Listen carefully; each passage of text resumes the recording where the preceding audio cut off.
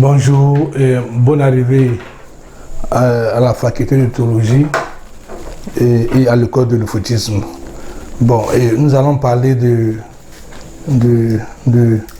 Houphouët et du panafricanisme. Et avant, je fais un bref rappel des deux premières parutions.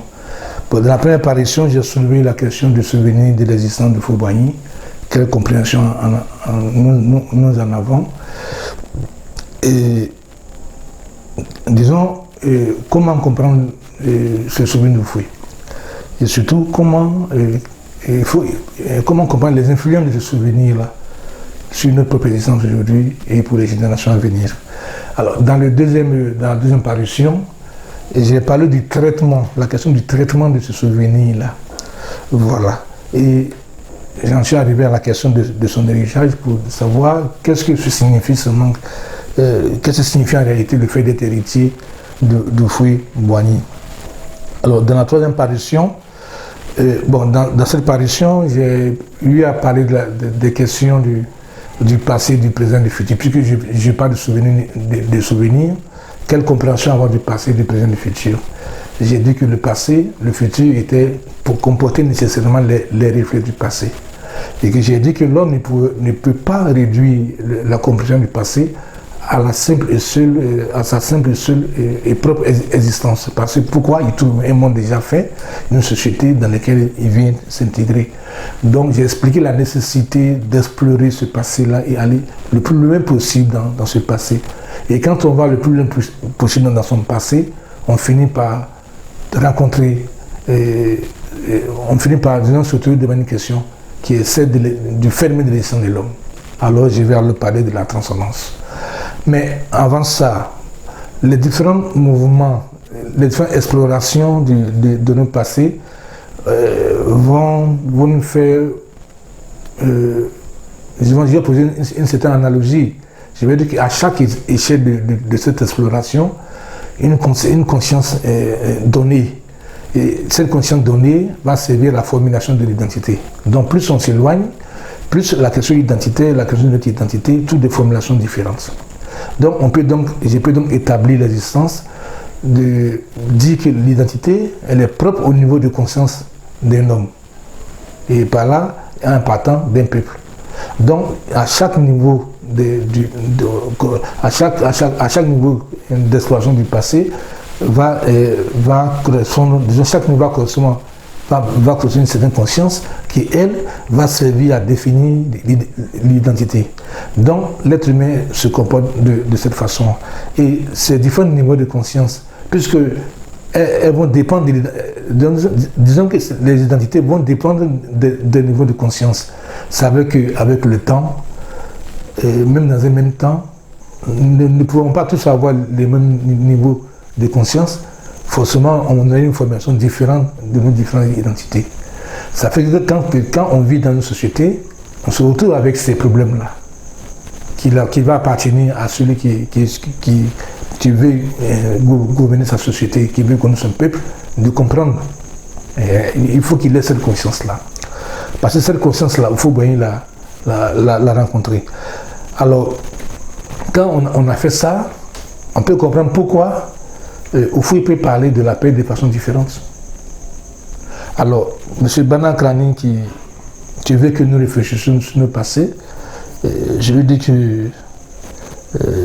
merci, que nous sommes conscients de cette réalité-là. C'est pour ça que nous sortons des chemins battus pour faire cette recherche-là permanente sur nous-mêmes, pour nous mieux saisir de notre passé. C'est là que vient la nécessité du concept de l'Ufoutisme, des sciences Ufoutisme de l'homme. Pourquoi? Parce que la colonisation et l'esclavage, puisque le combat actuel que vous menez en tant que néo-panafricaniste, vous l'avez puisé dans une certaine histoire dont vous avez fait la lecture. C'est juste que vous nous ramenez à notre propre histoire et pensant pouvoir justifier le caractère traite, décrire le traite que vous voyez en la personne de Houphouët. Or, vous ne savez pas qu'il y a un problème de conscience qui est intervenu et que le gestionnaire d'un État doit pouvoir, s'en approprier, doit pouvoir faire ce pour gérer son pays. Donc, vous voyez que donc, vous pouvez mal le comprendre. Et quand je parle j'ai dit que la colonisation et l'esclavage ont été soutenus par une science humaine des colons. Je peux citer par exemple l'exemple de Hegel dans sa famille dialectique du maître et de l'esclave.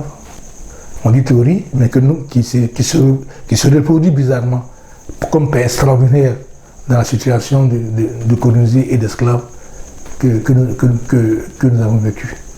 Alors, je vais dire que simplement par sa philosophie, Hegel, écoutez, il a créé deux classes d'hommes. Il a fait comprendre aux hommes qu'ils sont deux classes. Les noirs, ceux qui doivent travailler et pour lesquels définir le travail, et ceux qui sont intelligents, ceux qui poursuivent l'intelligentsia, qui sont les colons. Et c'est ce qui a envoyé toutes ces difficultés. Quand aussi va continuer dans ce sens, quand il va dire qu'écoutez, la paix n'existe pas à l'état naturel, à l'état de nature chez l'homme, qu'il faille l'instaurer, je réponds toujours que si la paix n'est pas dans la nature de l'homme, ça ne sert à rien de vouloir instaurer la paix, puisque en le faisant, vous posez un acte contre sa propre nature, ça ne peut pas marcher. Je le dis pourquoi? Pour faire ressortir la perception de l'existence qu'avaient ces philosophes, qui ont fondé, qui ont nourri les idées de la colonisation, qui ont nourri l'idée, qui ont amené l'être humain à comprendre, à voir en la vie cette lutte à mort, au lieu de voir en son prochain. Or, la conscience a une fonction qui est essentielle. Ce n'est pas la peur comme Hegel a essayé de le faire comprendre. La conscience est là pour harmoniser les choses. Dans un peuple, dans une collectivité, la conscience va permettre l'harmonisation de la perception que tous les hommes qui appartiennent à cet espace vont avoir de ce qu'ils prennent pour objet. C'est une des fonctions fondamentales.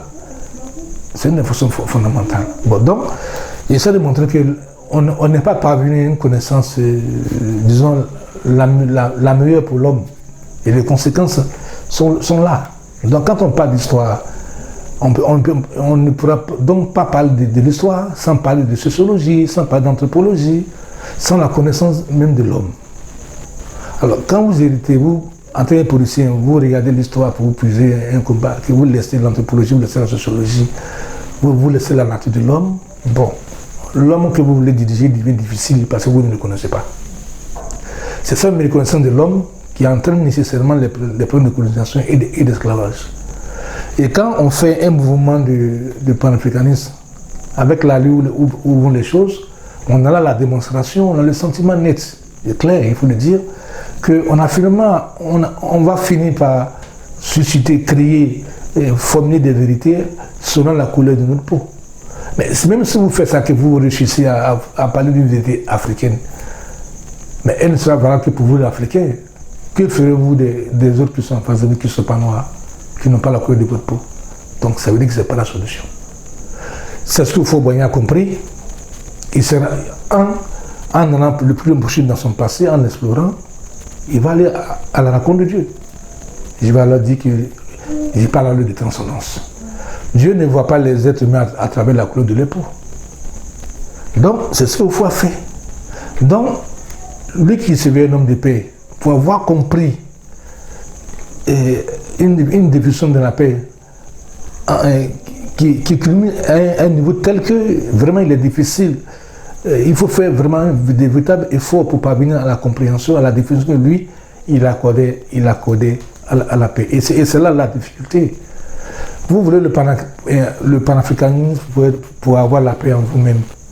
Or, si vous colorez votre mouvement, ce désir de liberté, qui est en fait un processus naturel, c'est propre à notre nature.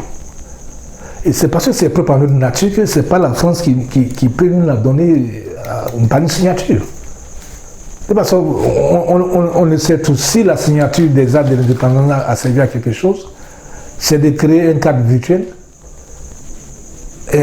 pour lequel que nous avons le devoir de rendre matériel.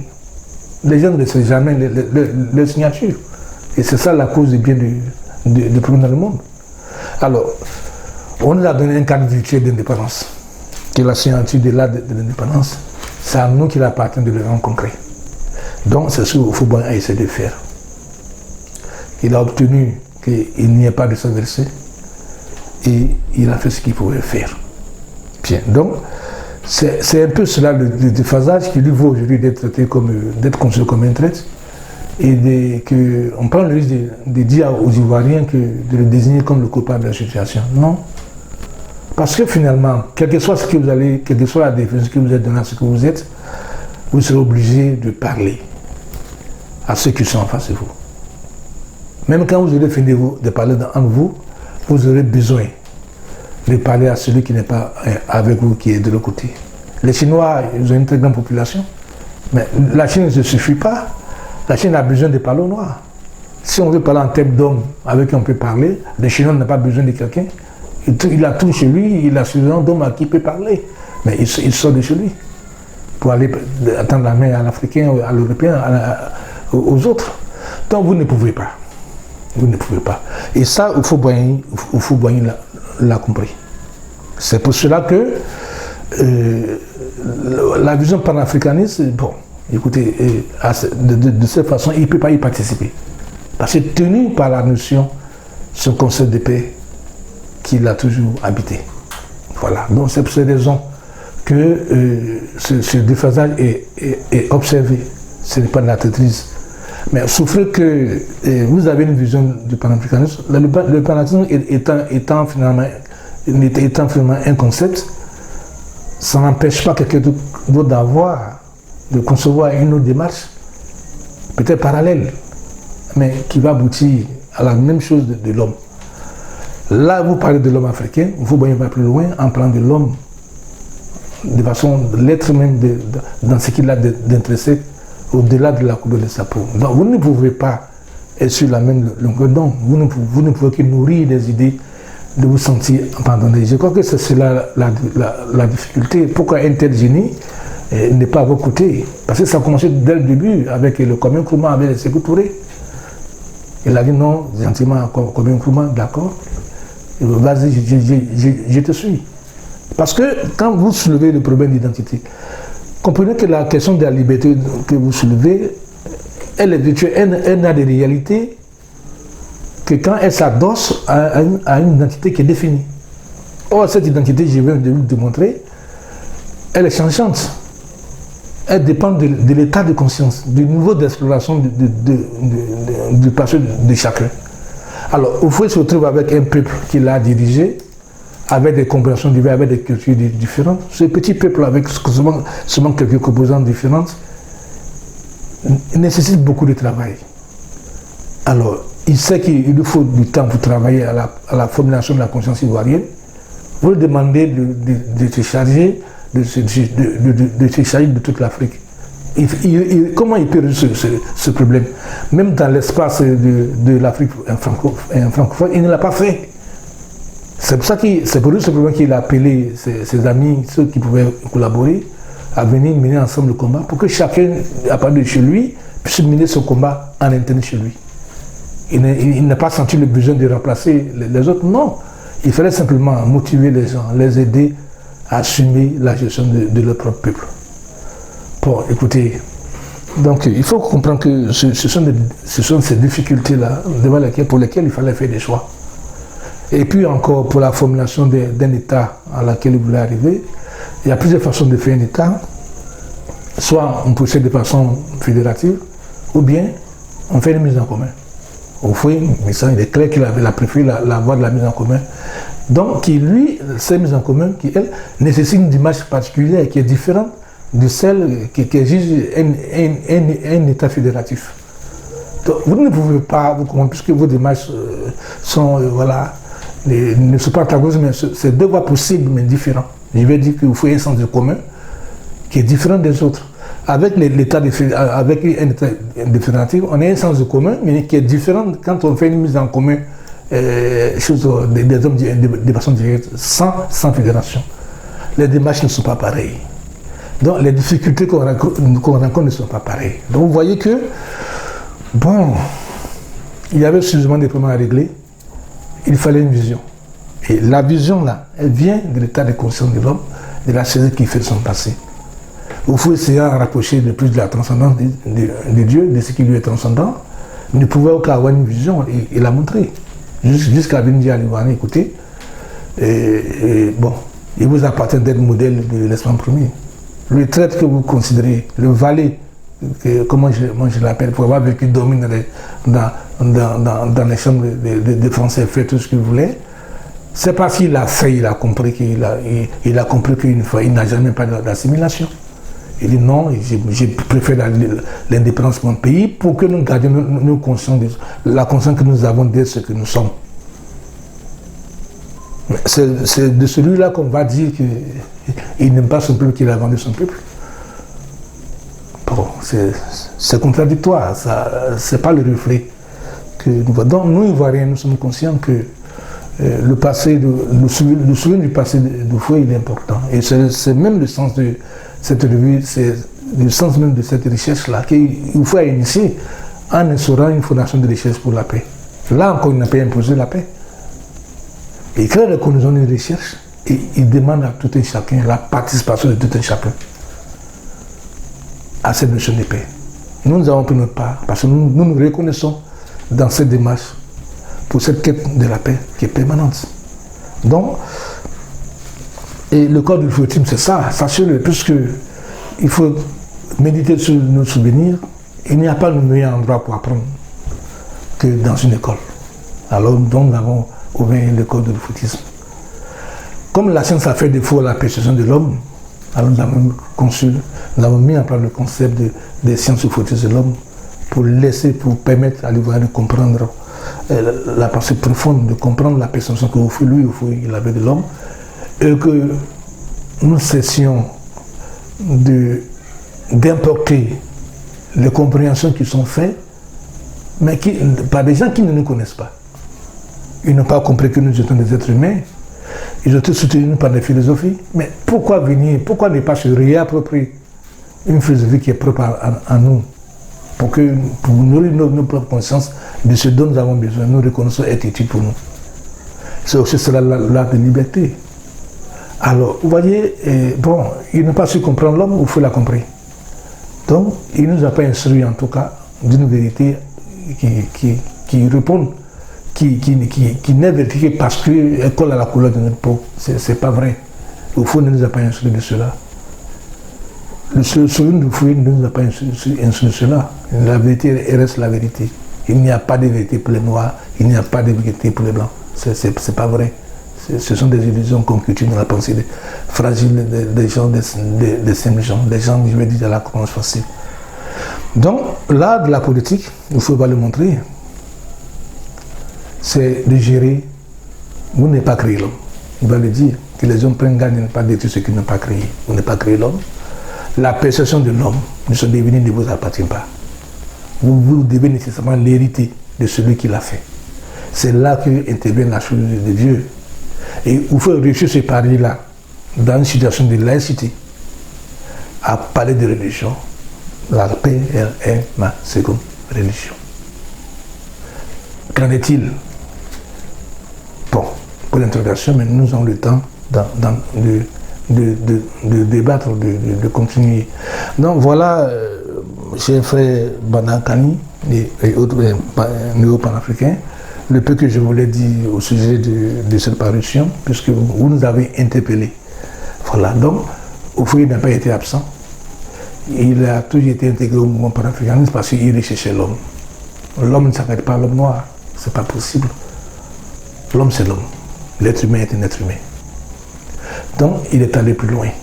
Il a initié un mouvement, je vais parler du grand projet social de Houphouët. De toute façon, nous allons continuer. Nous sommes là, nous sommes à la faculté, à l'école de l'Houphouët, que je vous appelle à découvrir aussi la revue des sciences, à connaître aussi les sciences du foutisme de l'homme, qui vont nous permettre d'aborder, les situations sociologiques, anthropologiques, historiques et autres. À propos de l'histoire, même théologique, parce qu'il y a une religion qui existe bel et bien, qu'il faut à confesser et pratiquer, qui est la chose de la paix. Donc nous ferons fort de vous exprimer ça. Voilà, durant toute notre quête, c'est notre raison d'être. Je vous remercie pour l'attention que vous portez à la Côte d'Ivoire et à la chose de l'Houphouëtisme. Voilà. Je voulais seulement répondre à votre préoccupation pour dire effectivement, nous réfléchissons et ce que nous avons compris, c'est que le footballeur est resté collé à l'homme. Il n'a pas voulu dire l'Ivoirien que l'Ivoirien parle en regardant la couleur de la peau. Non. Les autres n'ont pas compris. C'est en cela que nous devons être modèles. C'est-à-dire être modèle, ça nous oblige à ne pas faire moins qu'eux. Non, nous devons faire plus qu'eux. Ils n'ont pas compris. Ils ont fait des erreurs. Nous avons souffert. Nous avons compris. Nous devons leur faire la leçon. Il ne faut pas dire, vous avez le devoir de ramener la liberté dans la paix et vous avez le devoir d'être l'espérance promise à l'humanité. Je vous remercie et à bientôt.